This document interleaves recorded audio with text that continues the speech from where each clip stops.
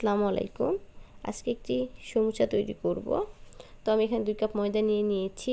এর মধ্যে দিয়ে দিব সামান্য লবণ আর দিয়ে দিব কালো জিরা সামান্য, আর সয়াবিন তেল দিয়ে দিব সামান্য একটু।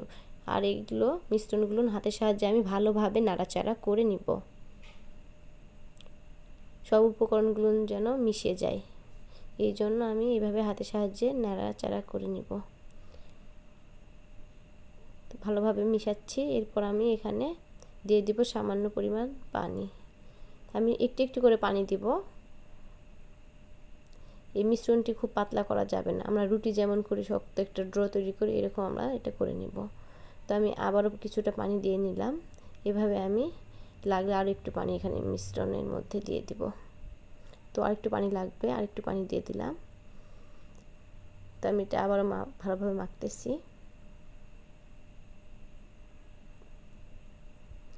তো এটা মাখা হয়ে গেলে হাতের সাথে কিছু লেগে থাকবে না, সুন্দর হয়ে যাবে। তো ততক্ষণ পর্যন্ত এটা আমার মাখতে হবে। এটা যত ভালো করে মাখবেন ততই ভালো সমুচা তৈরি হবে। তো এই জন্য এটা আমি ভালোভাবে মাখতেছি। খুব ভালোভাবে মেখে নিতে হবে।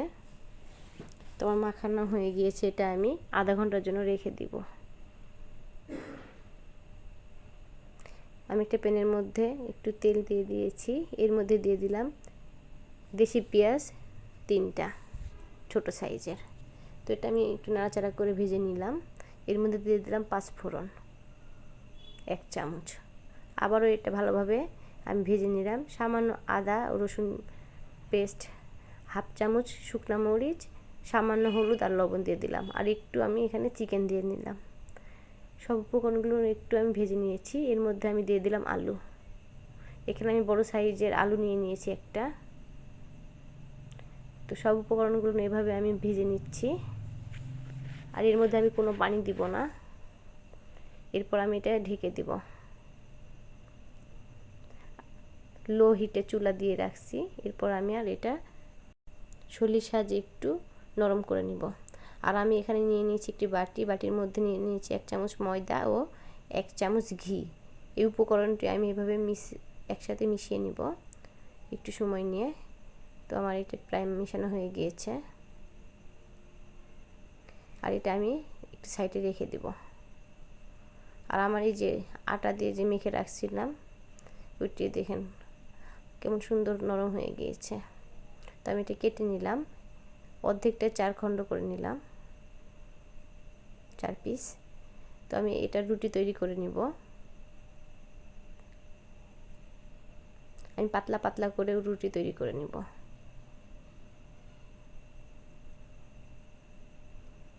তো আমি রুটি তৈরি করতেছি।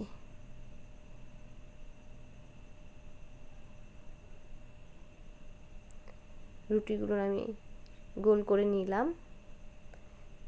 এখানে আমার একটি ভুল হয়ে গিয়েছিল। আমি রুটি সুন্দর করে তৈরি করছি, কিন্তু আমি কোনো কাগজ বা টিস্যু পেপার না দেওয়ার জন্য আমার রুটিগুলো দেখুন না কেমন হয়ে গেছে। আপনারা এই ভুল করবেন না।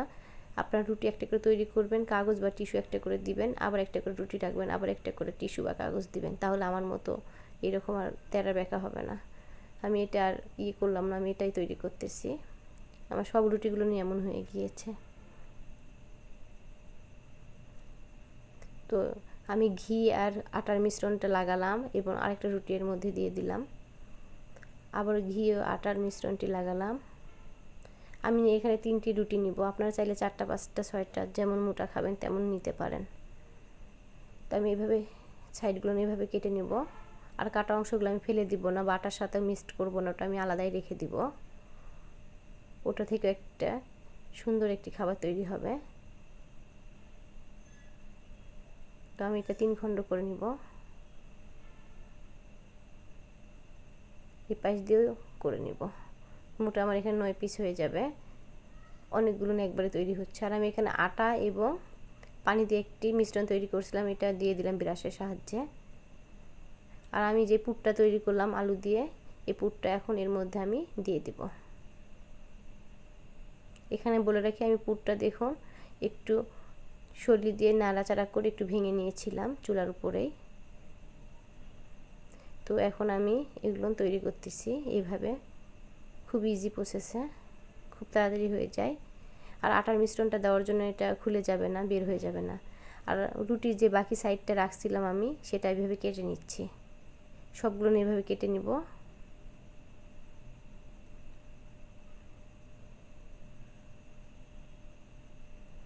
এটা দিয়ে একটি সুন্দর একটি কুড়মুড়ি তৈরি হবে, এটা খেতে অনেক মজা। তো আমি সবগুলো নিয়ে কেটে নিয়েছি এইভাবে।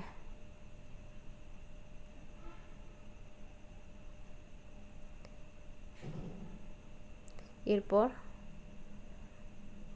এগুলো আমার ভাজার পালা। তো আমি এগুলো ভেজে নিব। প্রথমে আমি সমুচাগুলো ভেজে নিচ্ছি, ডিপ ফ্রাই করব, খুব ভালোভাবে ভেজে নিব। দেখুন আমার একটারও মুখ খুলে যায়নি, আর কেমন সুন্দর হয়েছে ভাজাটা। আর একটু ডিপ করে তো উঠাই নিব। তো আমার দেখুন এখানে প্রায় কালারটা অনেকটাই চেঞ্জ হয়ে গেছে। এই পর্যায়ে আমি এটা উঠাই নিব। আমার ভাজাটা হয়ে গিয়েছে। এভাবে সমস্তগুলো আমি ভেজে নিব অফ ক্যামেরায়। আর এখানে আমি যে রুটি কেটে রাখছিলাম, রুটির সাইডগুলো সেগুলো দিয়ে দিলাম তেলের মধ্যে এবং নাড়াচাড়া করে নিচ্ছি। বলুন তো বন্ধুরা, এগুলো কি?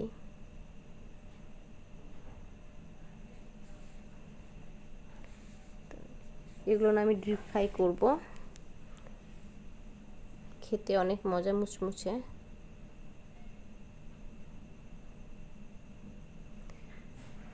লাল লাল করে উঠাই নেব।